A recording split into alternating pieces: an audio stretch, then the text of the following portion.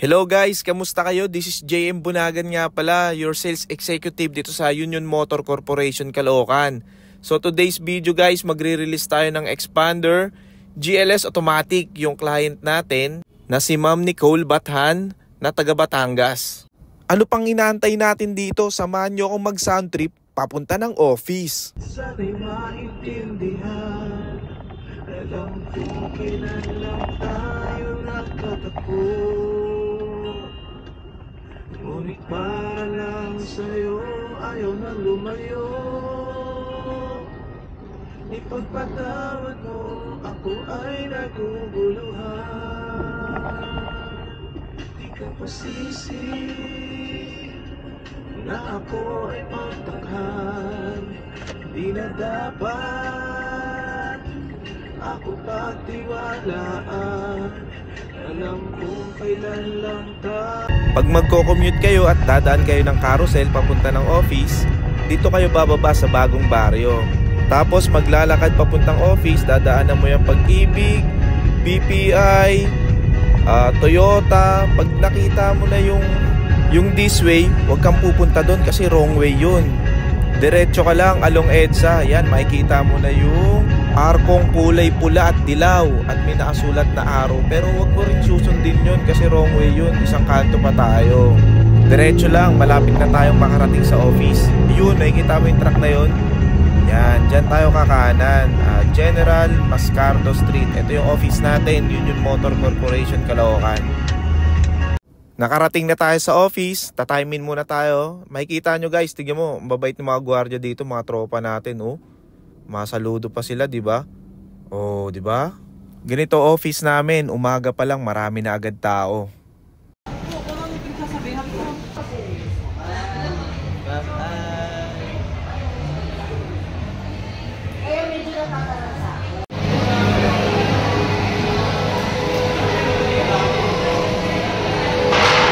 So ma'am, umpisahan natin yung demonstration ng sasakyan natin sa locks and windows.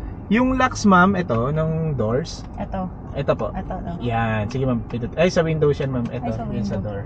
Ito. Yan, Okay. centralized po siya, so nag-lock lahat. Tapos yung unlock, Ito. yun po. Tapos yung ano ma'am, yung sa windows naman natin may auto. As of now ma'am, wag mo muna ibaba since na bagong tint lang po. Okay po. Yung para hindi nila nabubuksan ma'am, yung window sa sa likod, yan lang yung lock ma'am. Child lock. Ma'am ha. Tapos itong steering po natin ma'am, tilt and telescopic. Okay. So yung kay Ma'am Donna kasi tilt lang po yun. Yung sa atin ma'am, telescopic. Yung sa Mazda nyo po ba, telescopic na din? Sure. Ito ma'am, pwede mo siyang ibaba. Okay. Pwede mo din po siyang hilahin. Pwedeng hindi. Okay. Balik lang natin ma'am. Tapos pag ilalak mo lang ito, medyo madiin lang. Okay. Then ma'am, sa steering, ito electronic power steering. Malambot siya ma'am. Sige ma'am. Malambot siya ma'am. Kahit one-hand lang. Oo. Kasi yung sa Mazda, mabigat yun. Ilang beses namin pinag-sanayan yun eh. Oo. Then ma'am, ito yung controls po ng volume, tapos lipat ng station. Ito ma'am yung pag naka-Bluetooth yung cellphone natin ma'am or naka-Android Auto po, ito po yung sagot ng tawag, decline ng tawag, saka yung voice command. Okay. So yung voice command mamaya na lang po. Then ito ma'am yung sa cruise control natin, alam mo na to ma'am, yung sa cruise control no, press mo lang yung cruise, mag-set po siya ng speed, then toggle down para mag-ano. Tapos cancel. Tapos cancel. Okay. Then ma'am, ito yung touchscreen monitor po natin. Ito po yung FM, AM, Bluetooth. Ang password po ng Bluetooth 1234 or 4 na 0. Okay. Then punta tayo sa home. Then home, sagot ng tawag, may decline din po. Okay. Then yung auto, day, night, then auto. Lagay na lang natin sa auto. Then pag volume ma'am, medyo malakas. Pag papatay natin, long press lang. Okay. Then ma'am, hazard. Hazard. Medyo malamig yung aircon ma'am. Oo. Ma'am, ito yung defogger sa harap, sa likod, max cool. Okay. So pagka mainit ma'am, diretso mo lang siyang max cool. Then ma'am, modes natin kung saan nakatutok yung aircon. Then ito po yung AC, kung nakabukas or hindi. Okay. Then ma'am, pagka po, gustong papasukin yung hangin sa loob, then yung off. Pag papatayin mo po yung engine, click yung off, pinutin mo yung push start. Okay. See you. Then pag i-start naman po, tapak sa brake, pindutin yung push start. Okay. So mag-i-start. Then rekta po, max full. Max full. Okay ma'am. Tapos hinaan mo na lang, ikaw na mag-adjust. Okay. Then ma'am, sa temperature natin may hot din po. Okay. Pagka medyo malamig ha. Okay. Tapos ma'am, dito mo ilalagay yung para po sa Android Auto po natin, yung cord.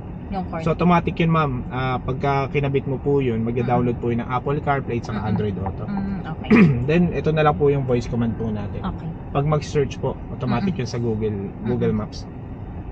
Then ma'am, dito po yung igniter po natin. Then ma'am, ito yung tinatanong mo ma'am. Oo. As of now, pag nakailaw yan ma'am, naka-activate yung electronic parking brake natin. So naka-handbrake ka. So pagka tatanggalin mo ma'am, di-disengage mo, toggle down mo lang. Okay. Tapos yung brake auto hold natin ma'am. Ito ma'am, pakita ko sa inyo yung brake auto hold. So seatbelt lang po tayo. Ano siya? Pag hindi siya gagana ng Hindi siya gagana. Pag hindi naka-seatbelt. Okay. Safety features niya. Okay. So ma'am, pindutin natin yung hold. Pindutin mo ma'am. Okay. Ayun ma'am, may naglagay na hold. So pagka ma'am, tumatakbo ka at nag-full stop ka automatic na kahinto yung sasakyan natin ng 10 minutes. Pag tumapa ka sa accelerator, magdi-disengage yung brake auto hold. Kahit hindi siya within 10 minutes. Okay. So yun lang ma'am, yung sa brake auto hold. Pagka ma'am, pagka gagamitin mo, lagi ka lang tingin dito kung nakailaw. Baka mamaya hindi ka minsan sa una nakakalito lang siya, pero pagkakatagalan may enjoy mo na siya. Okay. Brake auto hold natin. Yan. Gusto mo ma'am, testing mo mamaya ha? Oo, testing ko. Okay. Tapos ito ma'am yung susi natin, nilagyan ko na din po ng keychain. Yan. Ito yung lock ma'am, saka yung unlock. So automatic nag-fold naman yung natin, yung side mirror natin. Then yung key po natin, ito. Medyo matigas lang ma'am kasi may plastic. Okay. Yan yung plastic niya. Okay. So dalawa yan ma'am ha. Ito yung code ng susi po natin. Okay. Never na mawala yung susi. Okay. Tapos ma'am, na-explain ko naman sa inyo yung mga kailangan, di ba ma'am, nagtumunog yun. Kailangan kasi naka seatbelt. Okay. Na-explain ko naman sa inyo yung warranty kanina, yung mga dokumento na binigay ko, yung mga marireceive mo ma'am. Ito pala ma'am yung manual. Andito po sa likod. Sa pinakalikod niyan, yung manual din. Hindi po, service warranty booklet. Yung manual po nandito. Okay. Medyo makapal siya ma'am. Okay lang.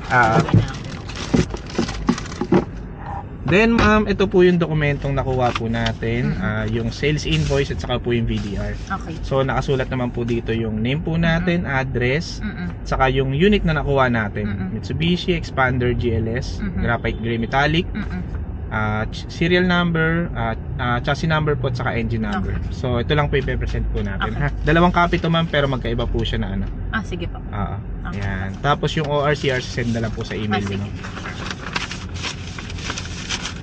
Tapos ma'am, adjustment, since na nag-drive ka na, alam mo na yung mga adjustment niya. Yung pagtiklop ma'am, alam mo na. Oo. Alam mo na. Alam ka na. Tapos ano naman ma'am, pag nag-reverse ka, may reverse camera to. Okay. So ma'am, testing mo mag-reverse ma'am ngayon. Tapak sa brake. Naka-neutral ka pa ma'am. Naka-neutral pa din. Oo. Ayun, okay. Yan, para hindi ka na nahihirapan mag-park. Yeah. So ma'am, lagay ko lang to dito. Sure.